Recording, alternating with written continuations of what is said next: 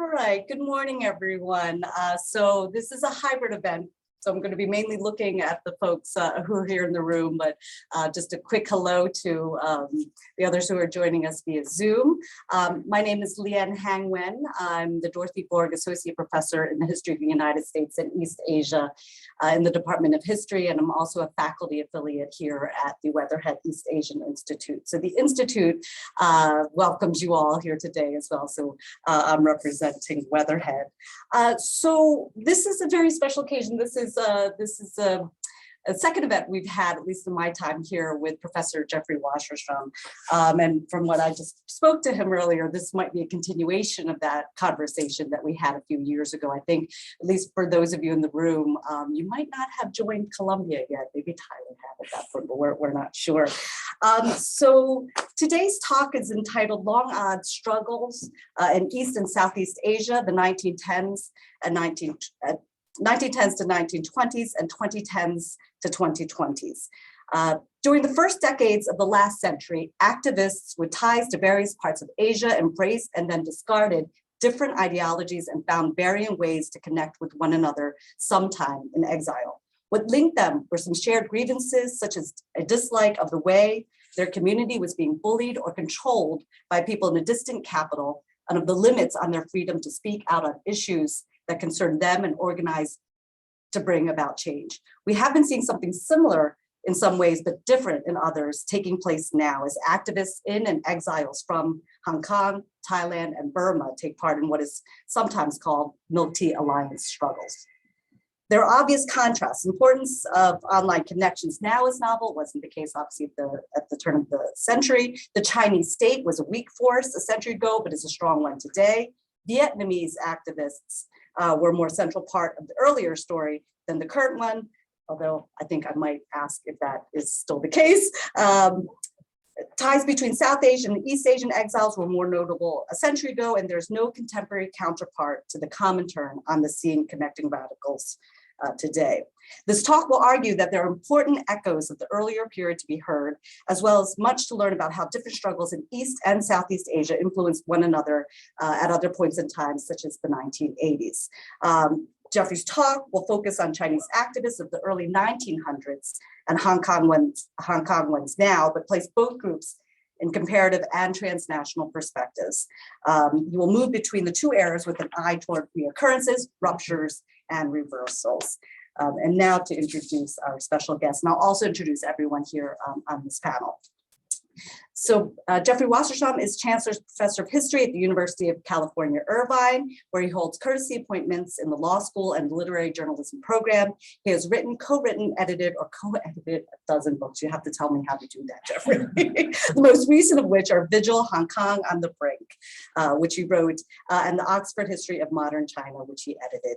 In addition to contributing to academic journals, he often writes for newspapers, including the Wall Street Journal, the New York Times, etc., magazines such as The Atlantic, and literary reviews in the TLS, Time Literary Supplement, and Los Angeles Review of Books.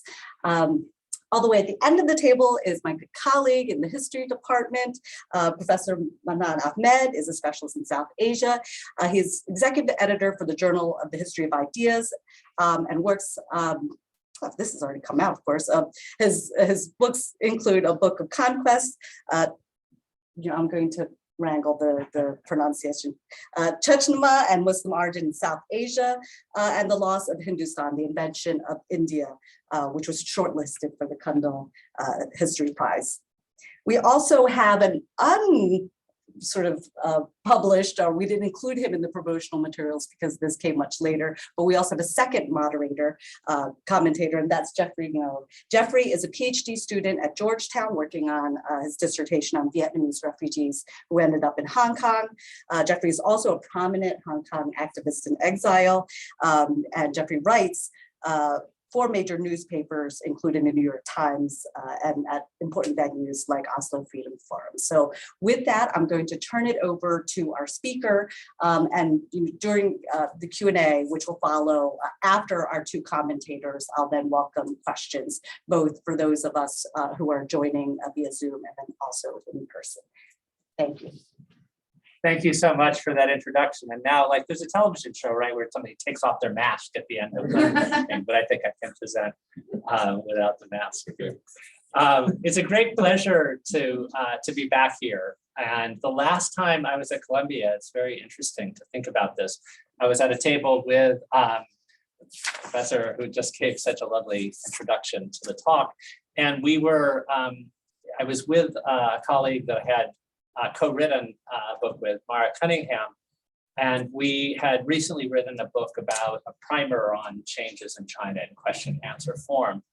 And we were we were touring with that book, and what we decided would be interesting at Columbia would be to try to take advantage of the fact that there's such great expertise across Asia.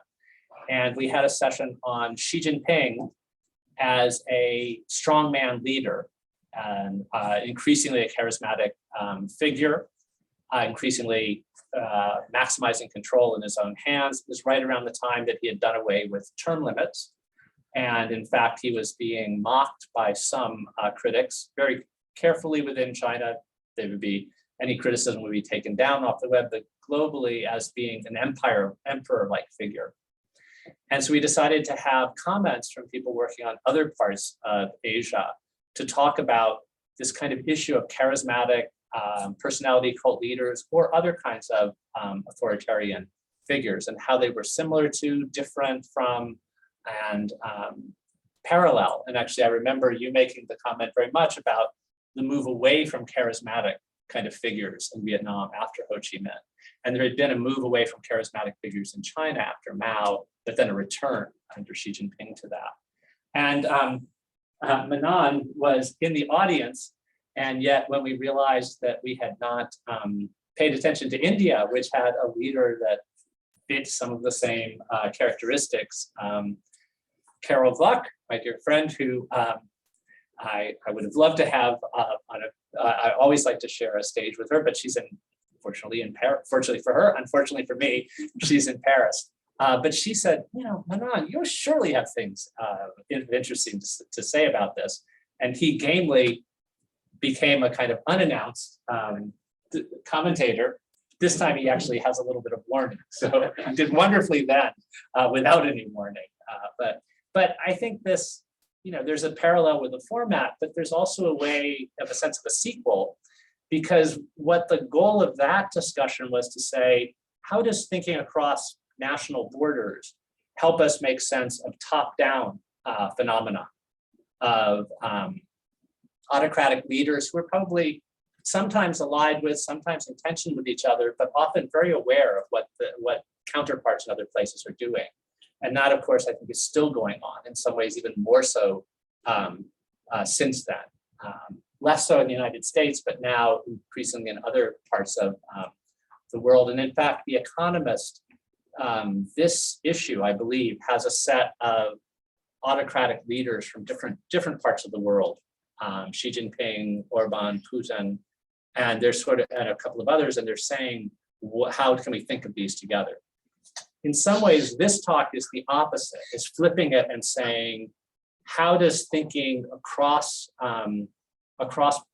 national borders perhaps help us think about bottom-up pressures, struggles for change against autocratic figures?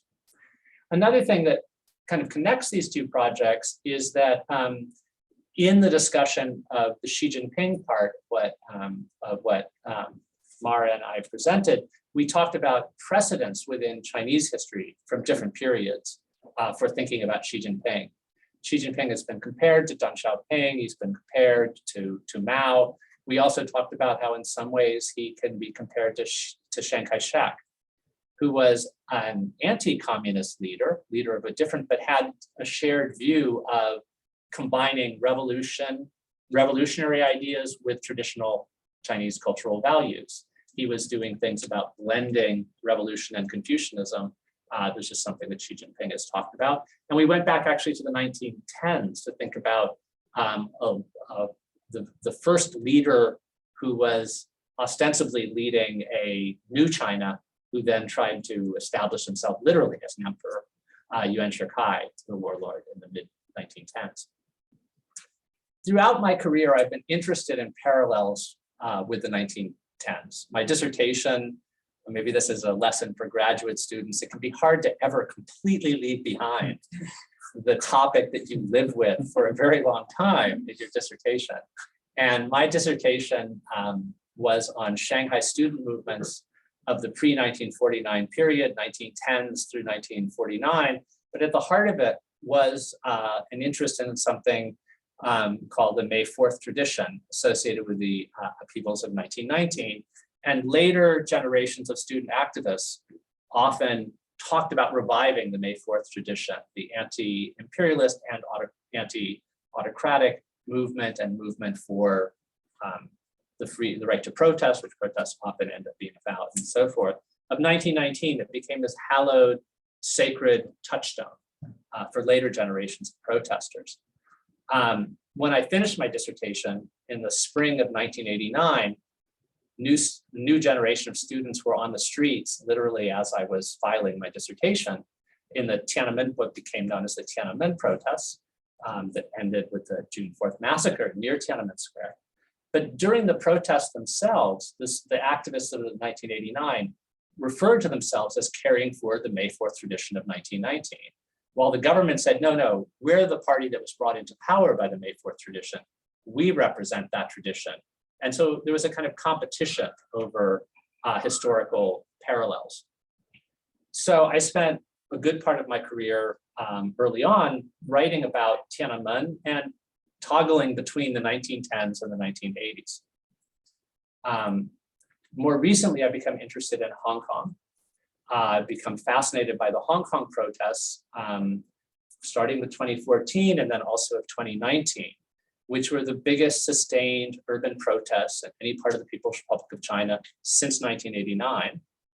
And we're seeing by activists, in part, it's very interesting for me. I don't think I've ever given a presentation like this with one of the activists I'll be referring to as a commentator, somebody I'm interviewing for a book I'm commentating, but that's exciting.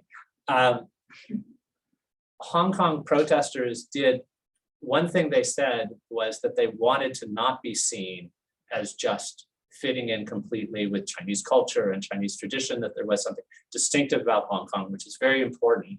At the same time, though, their forms of action and some of their symbols clearly brought to me echoes of the May 4th movement, May 4th tradition of 1919, which was in part against claiming we do not want to be controlled. In 1919, there was anxiety that a distant capital, or not so distant capital, but capital city, Tokyo, was starting to exert too much influence on people of Beijing and Shanghai. The Hong Kong activists were pushing back in part against people in a capital, in that case Beijing, exerting too much influence and control directly or indirectly on Hong Kong. There were some symbols, there were some phrases brought up by Hong Kong activists that echoed back to the 1910s and 1920s as well. In Shanghai, the place that I'd studied in 1919 and 1925, there was a call for something called a sanba, a triple stoppage, a joint strike of students refusing to study, workers. Columbia, you don't know anything about this, right? Strikes, but anyway, student strikes for activism, worker strikes, and merchant strikes. During the Hong Kong protests, at sometimes there have also been calls for pronounced differently, but the characters are the same, sanba, that triple strike. There are other ways in which, at some point, some of the activists have invoked 1919. They've also invoked 1989. One of the biggest protests in Hong Kong during the 1910s was a commemoration of the anniversary of the June 4th massacre, which can't be commemorated on the mainland, but could in Hong Kong until the darkness began to fall on Hong Kong in recent years. So in a sense, I've had quite a continuity in my career in these interests, but one of the things that I've become increasingly interested in that's different, and that I think I paid a little bit of attention to, but should have paid more attention to in each of these projects, was how important it was to think about what was going on in Chinese cities as being linked to, influenced by, were in some ways, sometimes not even so directly in step with things that were happening in other parts of Asia and other parts of the world more generally. But I had sort of a passing mention in my work on 1919 that some activists in China said they were aware of the March 1st movement in Korea, which was a movement against Japanese imperialism, and sometimes would say, how can we stay quiescent when Japan's influence is growing in our country, when in Korea, where there's direct control, and the odds, when the stakes are much higher, and the threat, the danger, the risk are so much higher, they're bold enough to take action. And I mentioned that in passing, but it was still, there weren't people doing much kind of really directly connecting these two movements or comparing these two movements. A while after I wrote my first book and dealt with this just in passing, an important book by Erez Manella came out, The Wilsonian Moment, that talked about 1919 as a moment of shared, of common protests in different places that were connected in part by anger at the way the Treaty of Versailles was not ending imperial control. So he used Korea, China, India, and Egypt as his case studies to connect those. In 1989, there was a lot of discussion of the fact that the 1989 protests in China were happening at the same time as protests against Communist Party rule in Eastern and Central Europe. But I thought of Tiananmen. The Tiananmen protests were not about ending Communist Party rule, and it was not about pushing back against what was seen as an outside domination of Communist Party rule. They were quite different, even though they were happening at the same time, and connected in some ways by some shared symbols and things. There were limits to the way in which I think they were really part of the same 1989 moment. But there were some mentions then, and I think, again, there could have been more mentions of them, that what happened in China was linked to a wave of actions across other parts of Asia around the same time. This is something that was not so explicit, but if you talk to Tiananmen activists and say, like, what were you thinking about in terms of models or ways of behaving? I've been interviewing, again, some veterans of that movement and veterans of a uprising in Burma in 1988. And one of the things that veterans of both those movements have told me is there was quite a lot of awareness that South Korea was having interesting democracy movements, and that students and others were taking to the streets and perhaps were doing things that could be partial models. In China, there was a lot. I remember from being in China in 1986, those were protests that state media told you about, because in South Korea, they were protests against a right-wing authoritarian government. So you could celebrate that, whereas it was awkward to talk about ones against Communist Party governments.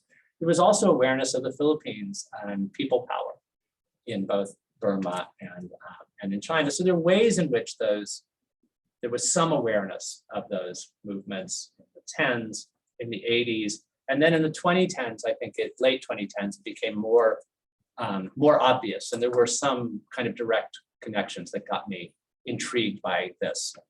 There's an activist in Thailand, for example, who in 2016 wanted to bring Joshua Wong from Hong Kong to Thailand to talk to the students who were involved in protests there. The Chinese government pressured the Thai government.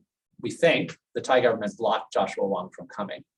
The Thai activist goes by Netawit sometimes, has a second name that I have trouble with, but he often goes by just Netawit, so it's okay. Then did something that was very creative at the time. He had Joshua Wong speak via Skype to his students. Now that would be kind of a routine solution, but then it was actually quite a creative one. But there was a sense of these movements as having something in common. There was some carryover of symbols. The Hunger Games Mockingjay salute, the three-finger salute, started to be used a bit in Thailand and Hong Kong in 2014. But then in the 2020s or 2019, it was used more in Hong Kong. There were references to the Hunger Games, among other things, and also in Thailand. But then in Burma, during the explosion of protests against the coup, it's become a rallying cry and a connecting thread.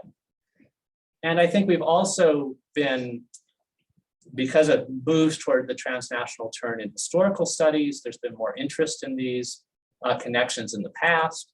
We also are in the wake of 10 years after Arab Spring that was talked about as these, it's not clear how much they were connected, but there was some connection and some discussion of how they fit together. There's always been discussions in the 1960s and the 1980s with Eastern and Central Europe and other parts of the world in the 60s to think about this transnationally. So I think I've started to move from having done a book that was just about the Hong Kong protests of the 2010s and putting them in historical perspective with some vague comments toward the end of it about parallels of the 2019 protests, echoes of 1919 protests in China, with the irony that in 1919 it was a rising Japan that was causing anxiety, and by 2019 it was a rising China that was causing it. So I started in that book, I go back to these 1919, 2019 parallels, but now I'm starting a new project, and it's kind of exciting. Often you give a talk about a book when it's finished. Now this is giving a talk about a book as it's just being started. And I'm combining doing this talk and a similar one that I did at Yale a couple of days ago with carrying out some interviews. I've been interviewing a couple of Burmese exiles to try to pull myself up to speed and try to think about the extent to which, how seriously to take the kind of, is it just a shared awareness of symbols, or is there some other connecting thread? There isn't a formal ideology that links the movement in Burma, the movement in Thailand, the movement in Hong Kong, but there are some personal connections, there are some awarenesses, and there are some shared symbols.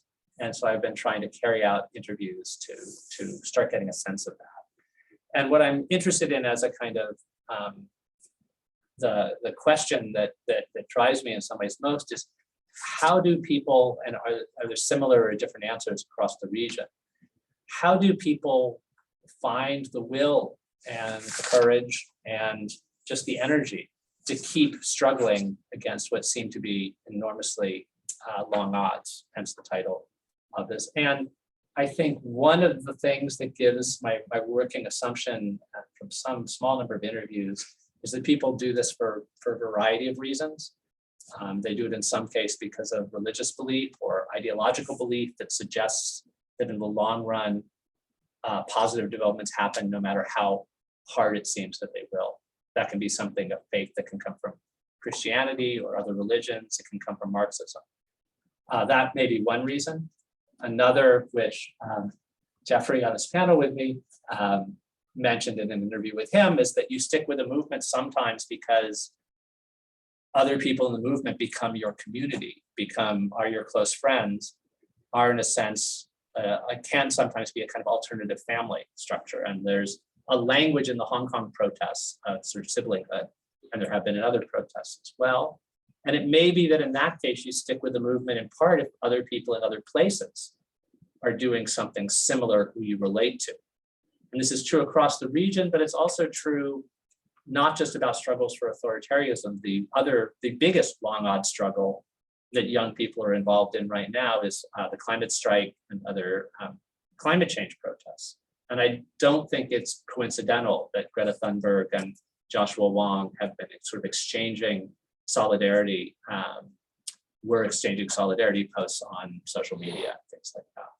So I think a sense of a cause, a kind of extended family, but also I think one thing that matters is an awareness that in the past, there have sometimes been movements that seem to have no chance of succeeding, and then somehow eventually did.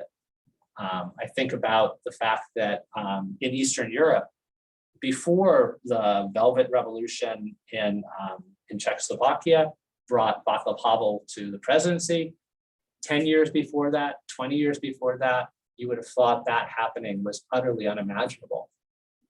When I was in college, protests against apartheid were one of the things that there were things about divestment that now sometimes are about climate change. And it just seemed like something that would always be around.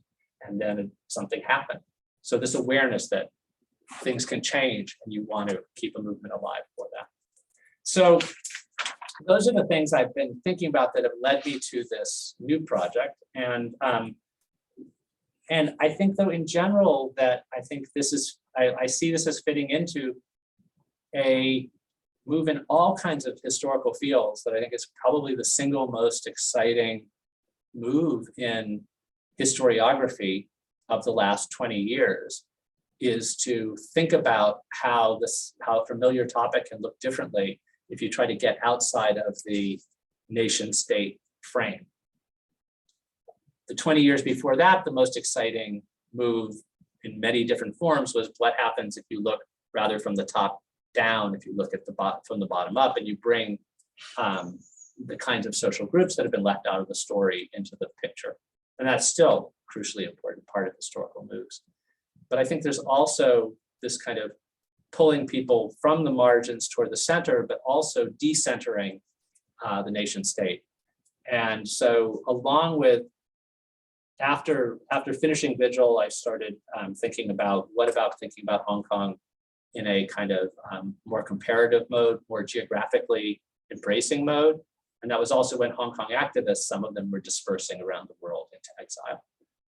And then I read an extraordinary book to review for the New Republic by Tim Harper called Underground Asia, which is a book inspired by the bottom-up turn in historical studies of an earlier period. He's looking at not the most famous figures in revolutionary movements, but some of the kind of most ordinary or forgotten or sort of dead ends and all social groups. And he's looking across different parts of Asia in an extraordinary way. And he's looking at the period of about 1901 to 1921 or 1930. Beyond that, but the heart of it for me, that was most interesting. And as I was reading that, and he was moving across different parts of Asia, I kept thinking about parallels to the Milk-Tea Alliance thing. So this is to question that kind of thing with some differences, like there not being a Comintern. So I'm just going to end my remarks because I want to find out what reactions are by just reading a little bit in a style that is something that I find very useful for op-eds and others when you want to try to convince people about that something about history is interesting, which is to, and it can almost be a cliched technique, but I still love it, which is you read out something that your audience will assume is about one period in time, and then you flip it and tell them that actually you might have been talking about another because it all fits. So here's my impressionistic thing. In a 24-month period made up of years that ended with a 0 and with a 1, a man whose life had already gone through many stages, even though he was still a bit under 30, was working hard to carve out a new role for himself in exile. Just a few years earlier, he had been working through official channels within the political community in which he had grown up and which he loved, but now he was cut off from that place. He kept busy writing, traveling when he could, speaking to groups about his ideals and the problems in the place he had left behind, looking for allies, connecting with participants in struggles who were related to other homelands than his, and he set up new endeavors. He was glad to have found a capital in which to be based, in which he might be a foreigner, but his linguistic skills were relevant, and where he found some locals sympathetic to his cause and had a good chance of meeting people involved in other struggles with whom he had things in common. And he also got support from talking to other people, not always political exiles, but people who had left behind the same community that he had left behind. So this is a description of, this could be a description of Nathan Law, who was one of the leaders of the 2014 umbrella movement, and then in 2016 was part of founding a political party. He was elected to the legislature. So at a point, it looked like, amazingly, this figure had gone from being an outsider to perhaps being part of what could be emerging as a different kind of Hong Kong. He was then kicked off the legislature, and then he traveled. He studied in the United States at Yale, and then he was back in Hong Kong, and then he was driven into exile when it was clear that the movement that he had been part of for change was being crushed. But, and many of you have done Chinese history, every word that I spoke in that description also fits Liang Qichao, one of the leading political and intellectual figures of the late Qing period, who in 1898 was part of a reform, 100 days of reform that amazingly seemed to have a chance of dramatically changing the Chinese state, how it was run. That movement then was crushed, though. He was driven into exile. He ended up in Tokyo.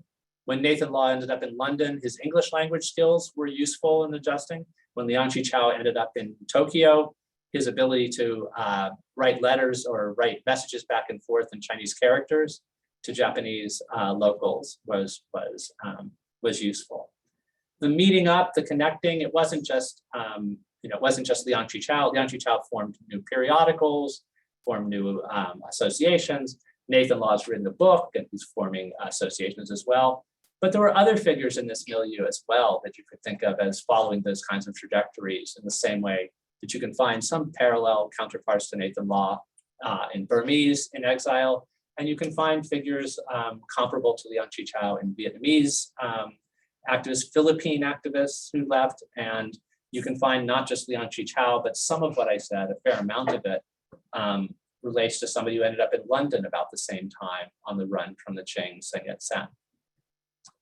So I'll end it there as just suggestive, but that's the stage it's at. So thanks for your attention.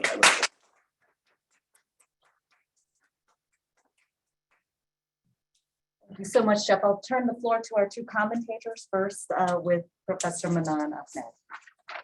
Thank you so much to Weatherhead Institute, to Hang, and all our colleagues for bringing us together today. And thank you Jeff for his very suggestive remarks. I think important both for the ways in which we need to think about political movement and protest, but also historical methodology, how we ask a question, and what kind of questions are possible to be asked.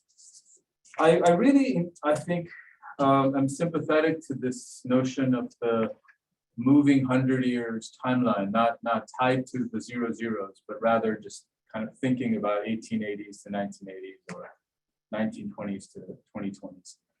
Because I think it gets at one of the problems that scholars of historical memory and political economy have always wrestled, which is the point in which historical memory becomes the type of stages structural view of the past. And that's the contestations that Jeff mentioned about kind of, who is the true heir to a historical moment? Is it the protesters or those men in power? And I'm writing a book on historical memory, so I think this is really kind of productive for me to also realize why I was thinking of 1880s and 1980s in a very specific way for my own project. I'm a medieval historian, so my timelines tend to go for 1,000 years, generally speaking. But I do appreciate that as historians or as thinkers, we need to think outside of temporalities that are segmented by the century as a marker, by quote unquote age that gives various rigid periodizations. Being in a protest movement as a young person, I was involved against the martial law dictator of my time, Zhao Tuck. Part of our effort in the early 1980s was precisely to wrestle periodization from the military generals. They imposed upon us a periodization where Islam's origins and the military control of Pakistan as a state polity were intimately linked. In order to resist the military, you were resisting the religious code that people believed in. So how do you wrestle that narrative from them? How do you say, actually, no, you don't get to control time in a certain way? So I'm very sympathetic to these concerns, and thus very sympathetic to what Jeff lays out is how do we think about across nations and from the people at the margins, right? So it's a double move, not just that we need to think about voices from below or from the margins or oppressed, but also that we need to reject as historical methodology, like periodization, spatiality that is given by border regions. So in thinking about law, political economy, in thinking about what constitutes a stable entity for us to study, the nation state provides all the answers. And of course, the discipline around which the university is ordered is through this idea of area, right? So we're in Weatherhead Institutes, I could be talking at the South Asia Institute or the Middle East Institute, and we would have literally the same conversations, but the conversational streams would never intersect with each other because the political entities would be tied to the nation state.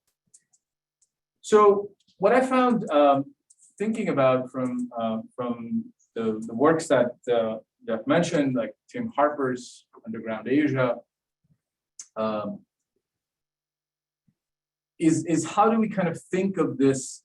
So is this really a panacea? Is this really a solution we can get behind? So I wanted to raise for the audience really quickly just two figures, again from the 1920s, so 100 years from today, and follow some of the trajectories that Nathan Law said and the other figures that have been mentioned. So one of them is probably very known to you, is Bhimrao Ambedkar. Ambedkar is in 1922 finishing up his PhD on the rupee and the economic system of gold standard. He's in direct conversation, albeit ignored, with Keynes, what kind of system the British colonial empire can maintain. His thesis, which he finishes in 21, he's on the ship and the ship gets torpedoed, so it sinks.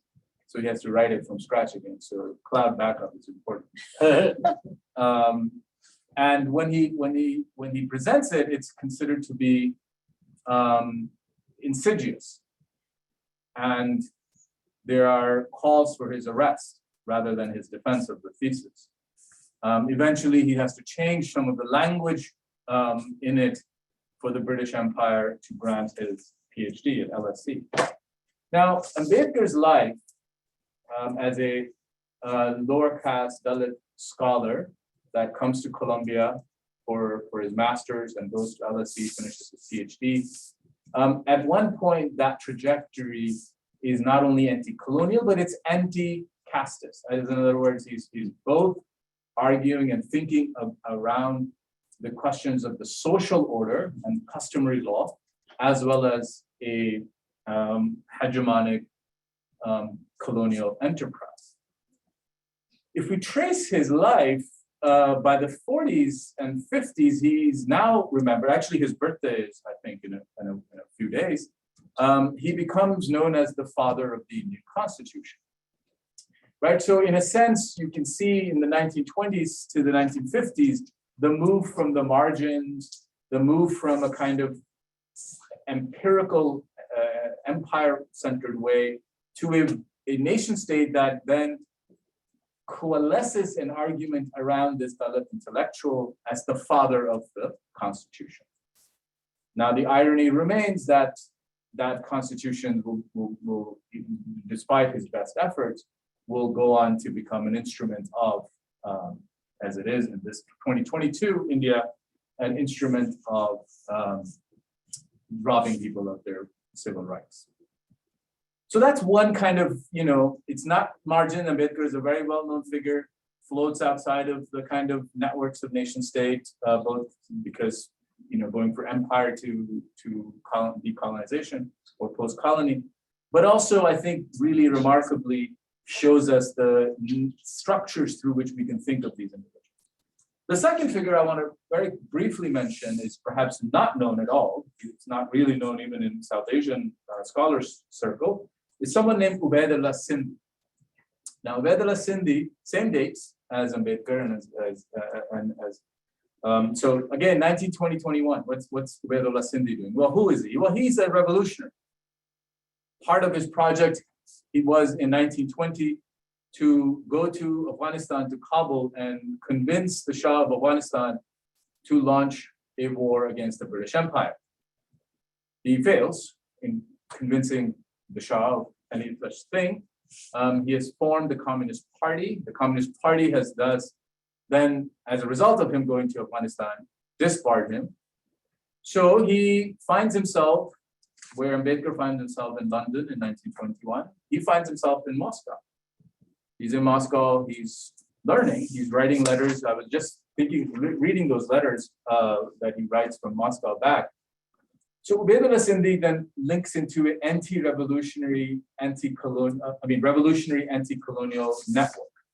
That, and this is the, I think, important part for us to think about, remains anti-national as well. He doesn't find himself in the post-colony fettered with a revolutionary heroic status, part of the historical memory, because his project cannot be subsumed into the call for nation state that eventually emerges over the 1930s and 40s. So Ubaidullah Sindhi largely disappears from historical memory. He largely disappears because the utopia that he wants to put forth is not the utopic vision that the post-colony has, nor is it the utopic vision that communist structures had in the 1920s. And if thinking about Ambedkar and Ubaidullah Sindhi, I wanted to kind of finish by just linking it to one of the things that Jeff mentioned, which is what binds together these protest movements. It's not a similar ideology. It's, he mentioned among his remarks, symbols that get to travel, the word umbrella that was used throughout the 2020s for various, 2010s for various types of protest movements, various colors that are, you know, the idea of the spring, the Arab Spring that was used. Part of these were different kinds of symbolic labeling, whether internal or external, that linked folks together. There's, of course, the idea that what binds them together isn't what's on the ground, but what's on the top. So what are they fighting, right? Authoritarianism, fascism, totalitarianism, religious, or other kinds of extremism, or even simply majoritarianism. Even that is in itself a type of flawed ideas that we so maybe what allows for the transference of ideas and relationships is really the structure within which these things are moving. But one thing that Ubaidullah's letters told me, which I think would be helpful for my very small contribution to this conversation, is the living of an ethical life. So his letters that he's writing in Moscow in the 1920s are concerned with what does it mean to be an ethical person. And for him, the ethical person is someone who resists with all their being, whether there's hope or not, whether the arc of history trends towards justice or not, whether or not the cause that he is fighting for is seen to be utopic, within reach, politically sensible, insensible, etc., etc. He does it for the sense that this is the ethics with which he has to conduct himself. And that ethics is tied to the idea of kinship, that isn't kinship through biology or marriage, but kinship of ideas, kinship of solidarities, of working together towards an ethical goal. And I feel that that's one way in which the historian, not just to kind of resist periodization, not just to resist the naturalness of the nation state, but also to remind ourselves that what we do must have an ethical bearing. And that ethical bearing goes towards the types of questions we ask, the types of writing we do, and the types of research we do. So I'll stop. Thank you so much.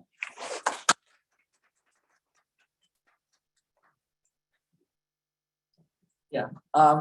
Well, there are sort of various different directions that we could go, because I think in Jeff's presentation, he touches on various points.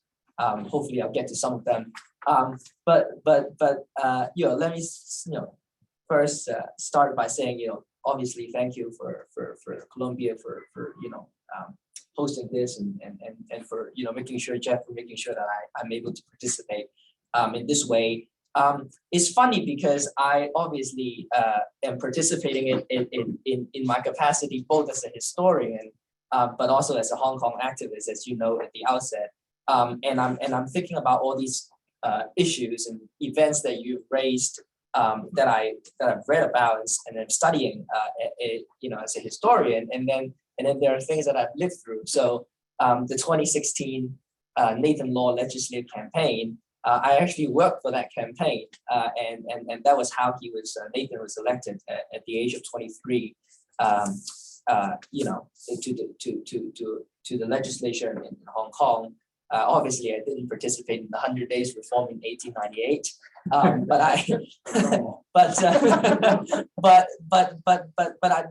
but those parallels obviously are there, and in a sort of temporal sense, making these comparisons, are very interesting, and you will have to live through, that campaign or historic moments like that to better appreciate what it must have been like, So I like to think of my experience as helping myself to enrich myself as a student of history.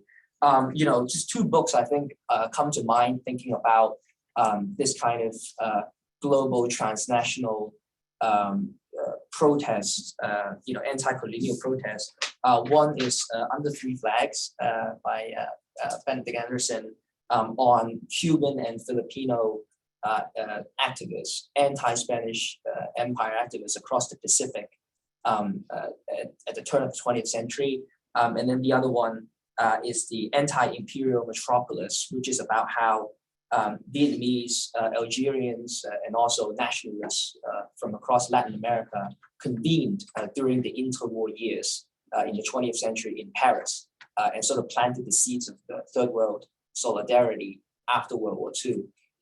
So I think it's, there have been, historical moments in the past where activists from around the world where, you wouldn't necessarily think that they were particularly related, but that they did get together and sort of had a common cause.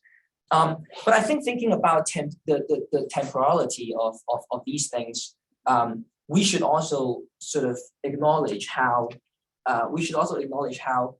these conversations between sort of activists or advocates have to take place within the global context of the time, right? Because in the 20th century, a lot of these folks fighting against imperial powers do so using nationalism as a sort of framework, right? So Korean nationalism against the Japanese Empire, for instance, or Indian nationalism against the British Empire, for instance. And I've raised this to you before, Jeff, which is that the students in 1919, obviously they were protesting because of the issue of Shandong that came up in the Paris Peace Conference. And these students were nationalistic in the sense that they were trying to, in their view, defend the new Chinese nation against foreign ideas of what that nation ought to be. But those very same students who insisted Shandong must be a part of China also insisted that Tibet ought to be a part of China, right? Or East Turkestan, because their idea of the Chinese nation state was inheriting the multi-ethnic Manchu Empire that had collapsed in 1912. So, and that's very different from what Hong Kong activists are doing in the present day, talking with a lot of the Uyghurs and Tibetans. And our idea is explicitly anti-nationalistic in the sense that what we are resisting is precisely that idea of Chinese nationalism. But it was Chinese nationalism 100 years ago that was being used to resist other imperial forces. So even as there are similarities, you can see how conversations that I recall, for instance, talking to counterparts in Thailand or Burma, et cetera, Philippines, et cetera, in the Milk Tea Alliance. We don't necessarily frame our struggle in terms of building a new nation. But this broader idea, and it's very relevant in light of the Russian invasion of Ukraine, dictatorship versus democracy, for instance, and the themes that come up like climate change or racial justice, and conversations like those with American counterparts as well. There's a very distinctly 21st century flavor to it, so these various movements are really products of their own times. So that's the sort of temporal aspect of it. I want to comment a bit on the spatial aspect of it. And it's interesting because on our elevator ride up here, we were talking about how the Columbia definition of East Asia includes Vietnam. And my first reaction to that, obviously, is just how arbitrary a lot of these regional constructs are. No less arbitrary than the constructs of nation states. Because in my own dissertation that I'm working on right now, and probably will be in one form or another going to stick with me for the next couple of decades, if that is the lesson to be learned, is actually on the role of Hong Kong during the Vietnam War and the Vietnamese refugees. But the broader conceptual idea is to argue that for so long in the historiography, Hong Kong, unlike just like Taiwan or Macau, etc., have been sort of like attached to Chinese history, right? And thus being considered part of East Asian history, because obviously the big three in East Asia have always been China, Japan, and Korea. But what I try to argue based on my research is that if we remove Hong Kong from the Chinese lens and appreciate Hong Kong as an actor throughout global history, we see connections between Hong Kong and Singapore, in Malaysia or Malaya, or the Philippines or Vietnam, and those connections are easily ignored if we approach Hong Kong history as just a Chinese frontier or a Chinese periphery. And so what I appreciate about Jeff, about this project that you're working on right now, is to explicitly make the connection between Hong Kong and the broader Southeast Asia. And to say, there are ways to look at what is happening in Hong Kong right now and the historical parallels, while rejecting, the knee-jerk idea that, it's about Hong Kong, therefore it must be about China. Not to say that the China factor does not matter, but that there are connections that are otherwise sort of ignored because our discipline is just so geographically defined, put in, but even the transnational term, even moving beyond the nation state, often means just that, and not yet fully global, in the sense that moving beyond the nation state is still working within these geographical definitions and constraints. So I think, thinking of Hong Kong today, there are many parallels between the protests and the ongoing sort of pro-democracy movement, even though that's being crushed, and the rise of Hong Kong studies as an interdisciplinary field that there's the Society of Hong Kong Studies. There have been various conferences that have been put together, or panels, in larger conferences on Hong Kong studies as a new field, and I see this as a product, right, of the social movements in Hong Kong, which is fundamentally about asserting a unique Hong Kong identity that is not necessarily attached to China. And so it is both a political project in the sense of what has been going on in the streets or in the legislature before it was disbanded, and a lot of that high-level politics that goes on in Hong Kong, but also an intellectual project in terms of what we're doing right now, the conversations that we're having in the university right now, thinking about how to reframe sort of old debates and think about new sort of intellectual directions that it can go.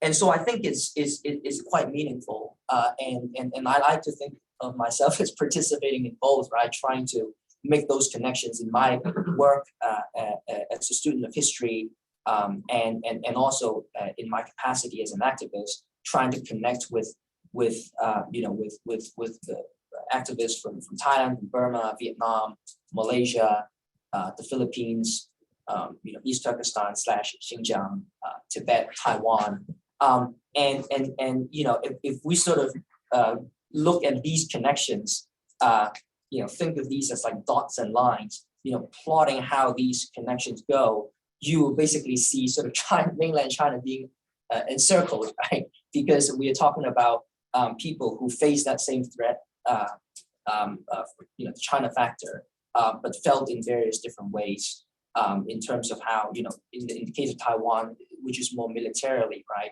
In the case of Vietnam or the Philippines, maybe about maritime dispute. In the case of Cambodia, Thailand, about a lot of this investment, economic investment coming in. In the case of Macau, Hong Kong, Tibet, directly, having a political system imposed on us and crushing freedoms that at various points of time we used to enjoy. So yeah, I think I'll stop around here, but there are various directions that we can sort of go into as the conversation continues and as we have questions. So what I think we'll do right now is we'll let Professor Wasserstrom, let Jeff answer very briefly to the two commentators, but I do want to open it up to the audience, both here in the room as well as online. So we'll turn it over back to you. Great. So these were wonderful. This was everything I hoped. And, I feel very privileged to have. I've never had a book workshop, which people do sometimes after they've written a big chunk of a book, but it's great to have a book workshop where it's really at the kind of proposal or thinking stage. And actually, could pick up on all kinds of things, but your last comment, Manan, was very powerful because the person I'm most looking forward to interviewing on the Hong Kong side in May is a woman named Glacier Kwong. And I was on a panel with her, a Zoom panel, and Melissa Chan was the moderator. And she basically asked Glacier one of the questions that I'm going to ask everybody I interview, which is sort of, how do you manage to feel hopeful in a, what can seem a hopeless situation? And I'm going to send her your comments because what she said off the cuff was almost exactly what you said, which I had left out. She said, I don't even think about hope. I don't think about chances. I just know that for me to feel good about the life that I'm living, this is just the right thing to do. She's in exile and she's getting a degree in Germany in law and working on digital rights issues, and is passionate about the Hong Kong cause, but also speaking out on all kinds of other issues as well. So the kind of a role model of this, and in her 20s, she could have easily been part of that same kind of thought exercise. And fitting in with Jeffrey, and connects to the curious role of both the friendship, a interview subject, and a colleague to be talking and sometimes arguing with.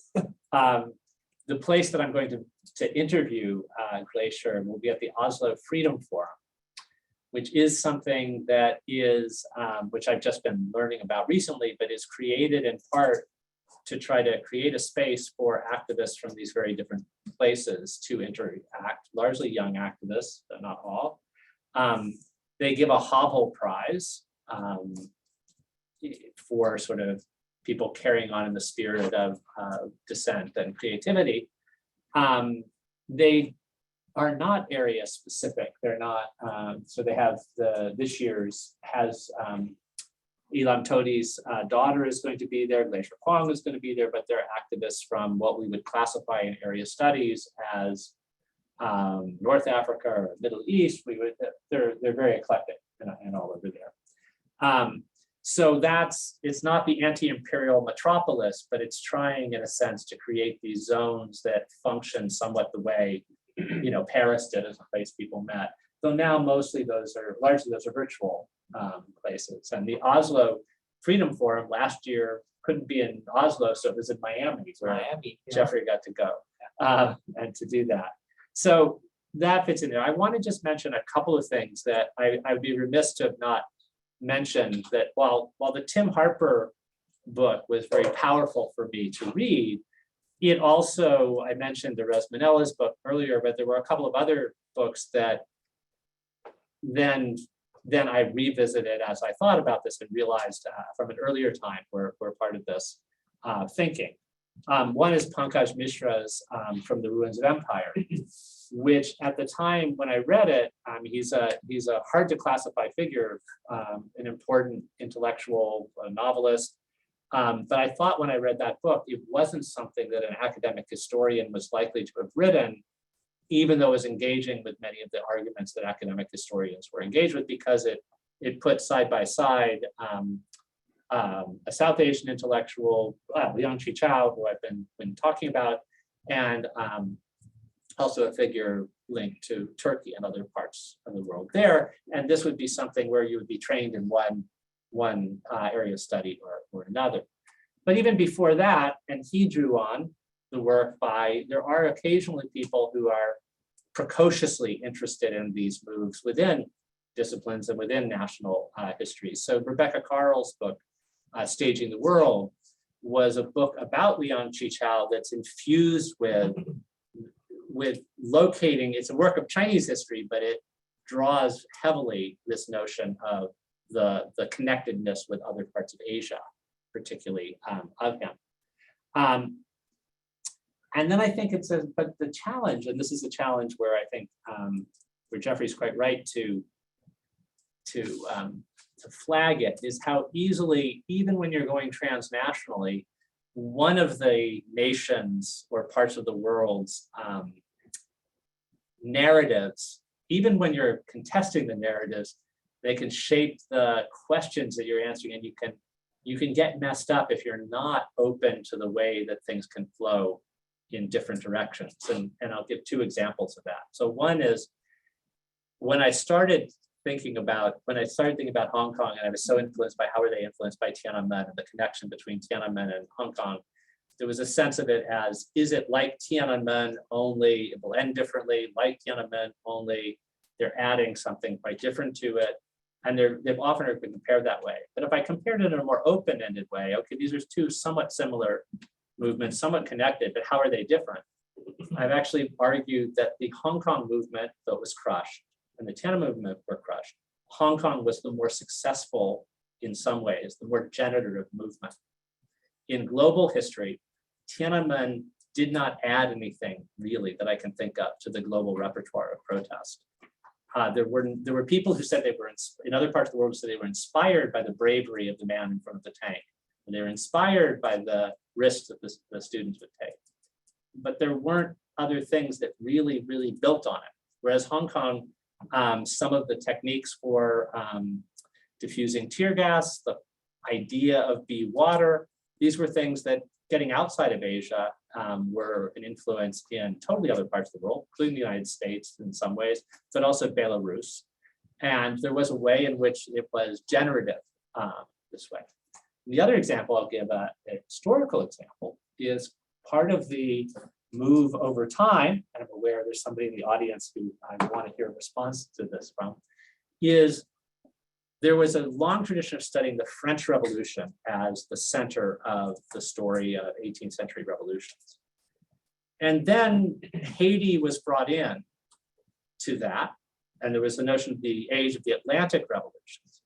But there was often a way in which it was seen as a derivative of the French story. It was folded into a story of France. So the French Revolution, and even when people were arguing passionately, you can't really talk about French history without paying attention to Haiti. At some point, it was Haiti as a part of the overall structure.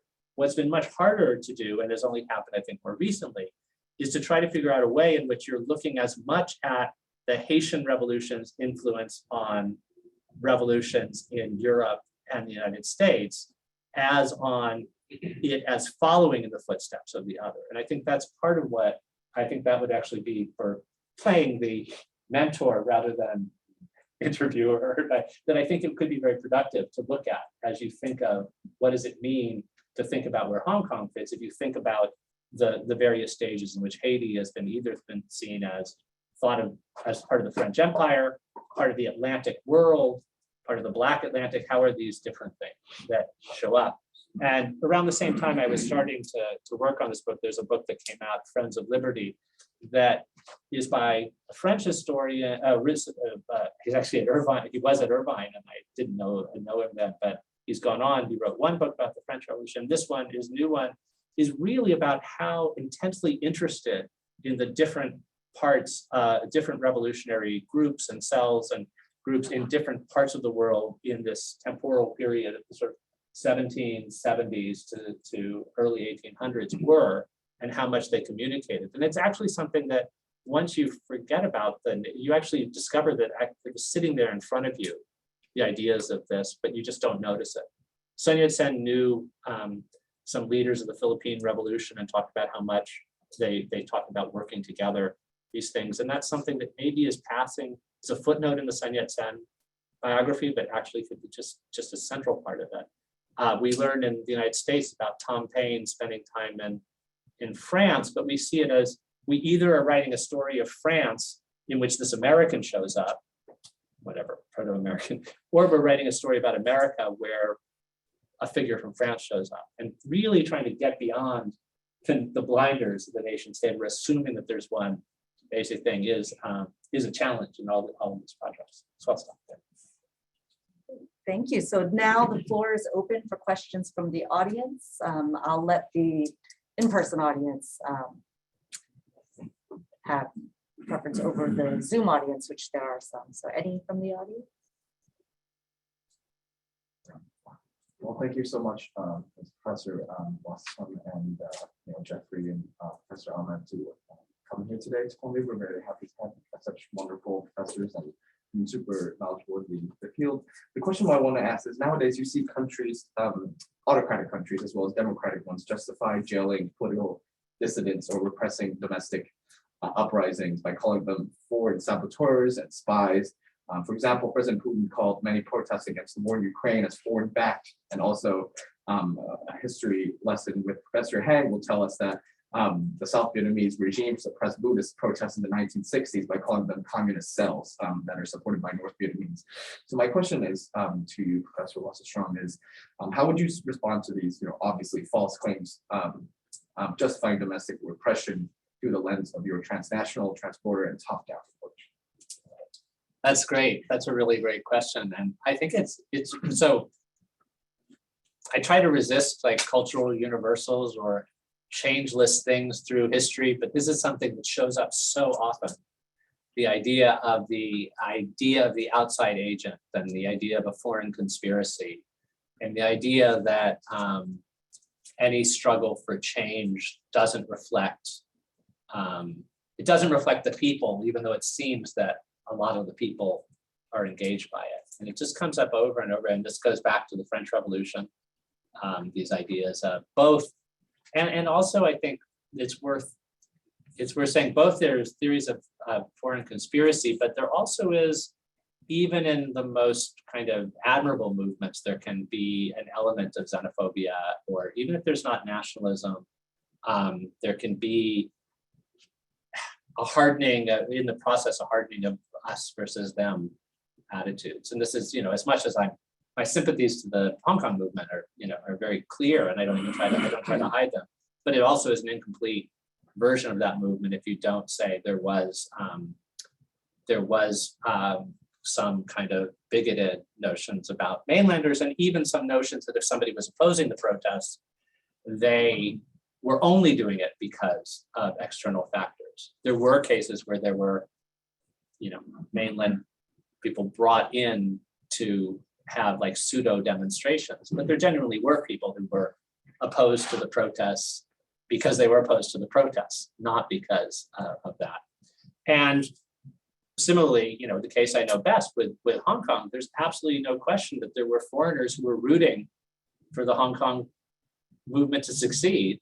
There were some people from outside of Hong Kong who were participating and wanted it to happen. And there are foreign, groups that would, trying to do things that didn't. What I think is with especially very large scale protests, there's no way that they can be understood as having been the result of external support, because it's simply, I mean, in the case of the Hong Kong ones, the idea was this was the American CIA. The American CIA is just not that good. You cannot get 1 million people out on the streets because of what they're trying to do. And so this is going to recur. And then the question is sort of what gives it more or less credibility, and not to pretend that there's no external support or action or whatever. And you can bet that authoritarian regimes are going to look at something like the Oslo Freedom Forum and say, look, this is trying to undermine us. And this is something that, you know, if your goal is to change the world, you are going to be trying to tip balances. But I think with social movements, they're largely going to be at some level a reflection of sentiments. And then you want to look at other things that just are you know, more or less morally acceptable. If you have the way in which the war in Ukraine is being spun, the invasion is being spun in Russia, it matters a great deal if you're doing any kind of like public opinion polls, that there are not competing views in media about this. When there was the discussion of the Hong Kong protests, and Hong Kongers were saying we're worried about foreign interference from Beijing, and Beijing was saying the Hong Kongers are being influenced by foreign things. Within the Chinese mainland media environment, people were not getting competing descriptions of the protests to choose between. They were only getting the state's version. If you were in Hong Kong, at least if you sought them out, you could see things on both, presenting both sides of that and make up something like your own opinion. So there is disinformation, there is manipulation, but I think one of the things to ask that you can ask is this something that an audience is getting enough sort of varied information about to make a decision about it, rather than simply have to accept what's being twisted on. Thank you.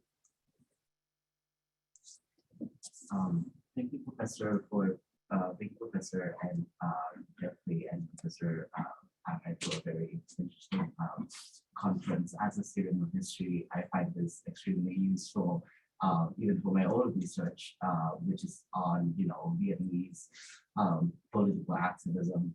And I have a question that is kind of a follow-up on what you were just saying, because one thing that I've found very consistent in my research is, you know, Western, like the Western attempts to help like democracy movements in Asia, or helps any kind of activist movements within, you know, in my research, Vietnam, but also in Hong Kong, Taiwan, and other places. But one thing that I've found is that, like, there is a kind of political polarization between those living in, you know, in my case, Vietnam, those living in Vietnam and those living in Vietnamese people living elsewhere in the United States or in Australia.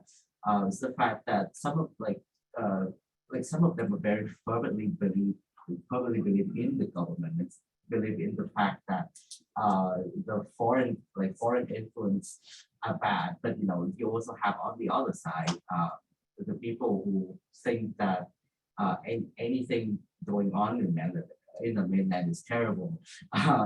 And I was just wondering, how would you deal with this very nuanced space that has interaction between, you know, the main three actors of those who are activists, those who are kind of more conservative about their beliefs, and you know, what is the role of like Western actors in this? Like, how should they intervene in this situation, or should they just not at all and just leave that for the, you know, for the nationalist questions, which I think is what have been suggested, but I feel like that's a very futile suggestion.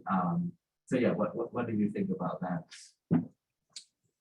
So when I gave a version of this at some of this early presentation at Yale, there was a very interesting final comment by a question by a scholar of Vietnam, anthropologist there, and he just said it was the hardest thing for him to start wrapping his mind around as somebody who was shaped so much by protests against American imperialism in Vietnam, and is to sort of wrap his mind around, say, when in activists in Burma, we now sympathize with saying, won't the Americans send weapons? We need weapons, where it's an unfair fight and we're losing. So this kind of idea that at certain points, people will say, well, even though on the whole, I'm against intervention, we have this is dividing people over Ukraine right now. You have people who, there's something fundamental to their political formation that you do not want to talk about American intervention or NATO intervention, and yet you feel so appalled and you feel like this is a special case for that. So it's a very, it's something that I think is incredibly hard. Like, what role is it for outside? So my sense of it is that and again, back to the ethical questions that I think Manan put so well. As a scholar, I don't actually have a clear sense, like policy-wise. I don't know. I'm not involved in this with Hong Kong. I'm not going to say what exactly should the Congress do. I don't see that as my role. But I do think that there's an ethical importance to paying attention to parts of the world that are in certain kinds of situations. I think there is something so I think ethically it's important for Americans to not just toggle from one part of the world that we're obsessed with at a particular moment to another, but rather to think about if something really generates our outrage and our concern, are there other parts of the world, and I think this is what scholars can do, that we should wonder why we were not equally concerned about, which shouldn't paralyze us. It doesn't mean you don't do this, but as scholars, we should say yes and. So I think this is over coffee this morning, I wanted to introduce Jeffrey to some editors at Dissent magazine and contributors to it. And we were talking about that came around like sort of why do some kinds of places rise to the attention and concern than others? And why, for example, in the United States, has there never been a moment where Kashmir has gotten as much attention as, for a point after ignoring it, even the Uyghurs situation got, the Rohingya got.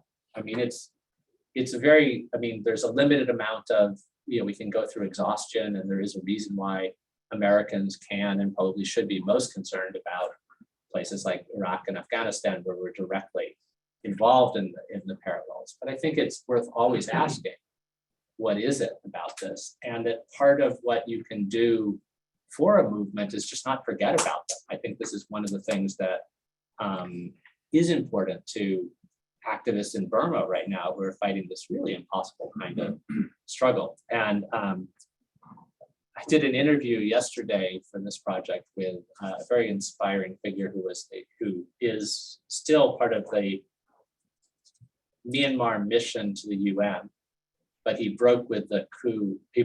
After the coup, he said he stands with the people, not with, he did this very publicly with the Hunger Games salute. He said that he stands with the people, not with this, what he sees now as the illegitimate government.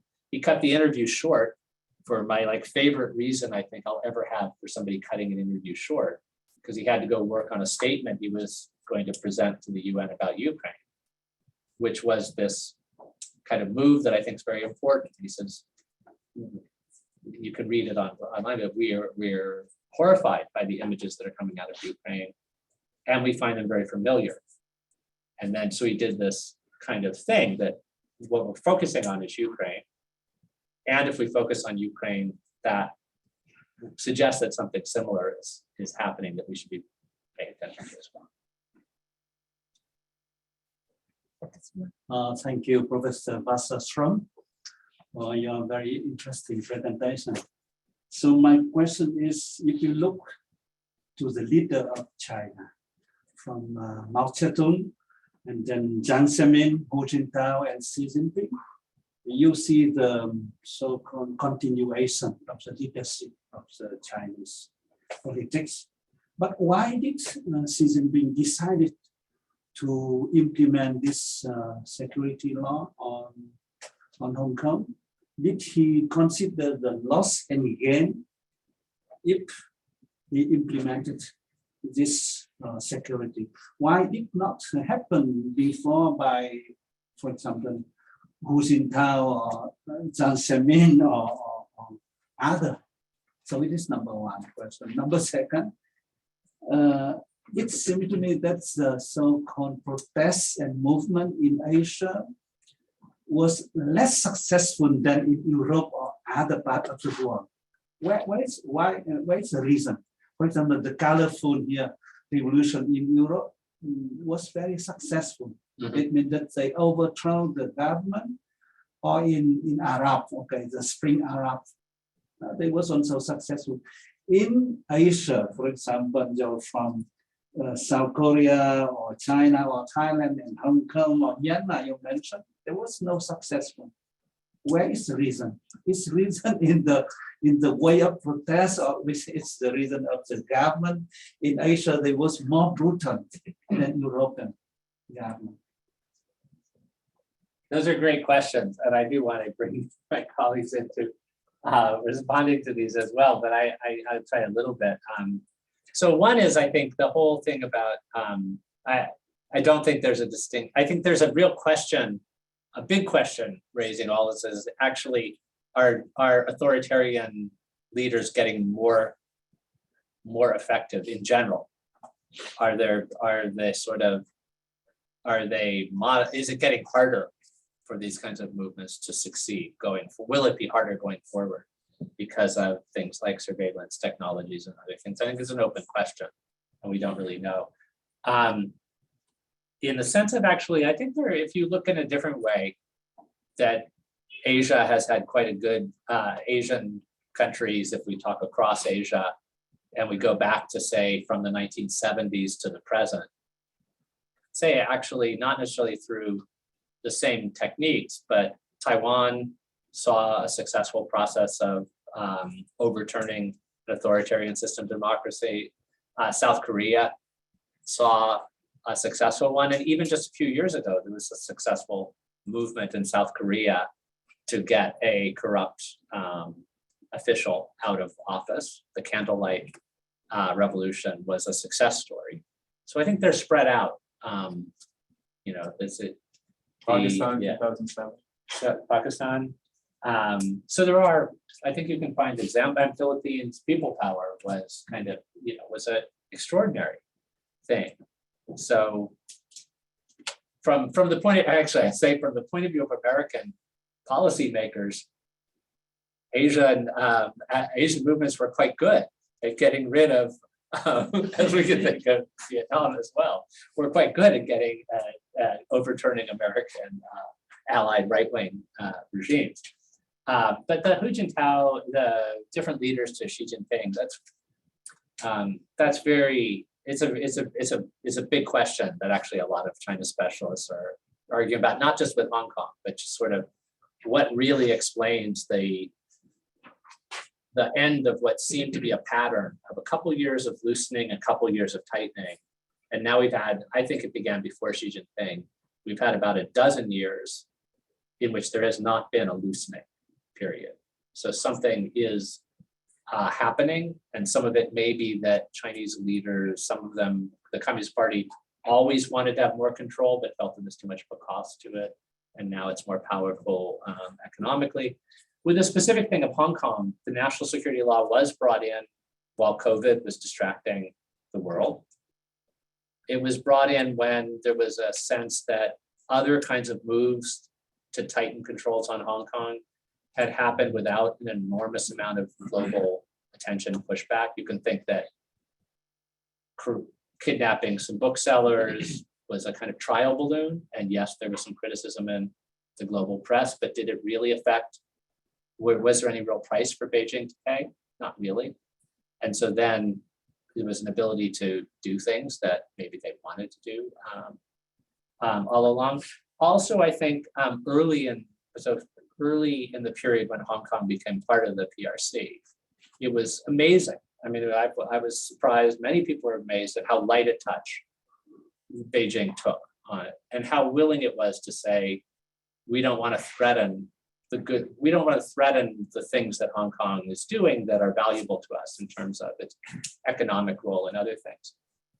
But I think the rest of China became richer and less dependent economically. International businesses proved more willing to open up headquarters in the mainland, not to just rely on Hong Kong. And also, and this is something I think academics have some responsibility for, and the whole global academic system. Some of Hong Kong's assets that were protected were devalued by the way the world operated. I'll give a very specific example. In 1997, the only universities in the PRC, once Hong Kong became part of it, the global ranking systems of universities said there are no universities in the PRC that are world-class, except the Hong Kong ones. By the 2010, one reason why Beijing would not interfere with academic activities, Hong Kong University and places like that, was because they wanted to be able to have world-class institutions.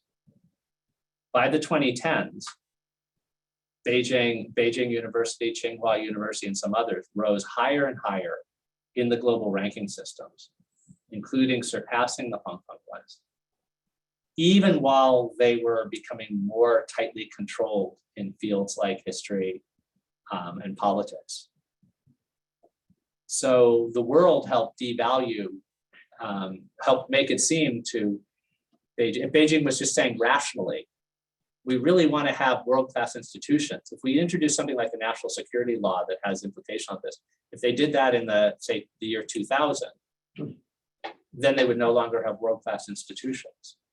By now, they felt like, okay, the world's opinion seems to be that as long as you have good labs and get cited a lot, and have people who get a lot of citations and have other things, even if you don't have even if you don't have the ability to debate history on your campuses, the world's going to say you're a world-class institution. So there's less of a cost by that. So some of it is Xi Jinping, but some of it is the way the world is, the way the world has changed. So I'm actually looking at the time. I see you're coming to lunch, so we could ask the question to Jeff personally. There are some questions online, and usually what we do at this point as we're getting close to the end of the session is that to those of you out there who've asked questions, I'm going to ask Jeff to respond, and we can put this up on the website after the event. And I'm just going to take chair's prerogative, not ask a question that I need you to answer now, but to think about when I take you out to lunch is the role of history. So how are these activists like Jeff, and I know he is a good student of history, but in these others that we've interviewed, do they see the sort of historical legacy of social protest movements in Asia? Are they borrowing these historical scripts? How to motivate and mobilize a crowd to appear, how disciplined one needs to be in these movements to have them succeed. What's the role of a university or an institution that can facilitate or hamper these movements? How do we make global connections and sustain them? I'm wondering if all of these interviewees out there, because as historians, we see all of these great examples of how movements succeed and how they fail. So the question is just, do these students, and I'm looking out at my students here, and I teach a history of U.S. East Asian relations. Are they looking at how the folks organize these boycott movements in the 20th century against the Japanese? Are they looking at how the anti-Vietnam War movement made linkages with the civil rights movements? Do they understand how do we continue to focus, global attention on our movements and what happens, when the camera lenses move a different way? Don't answer these questions now. I'll get you to answer over lunch, but we do need to end now, but I welcome the audience to come and share in the refreshments here. And please join me in giving Jeff a great applause.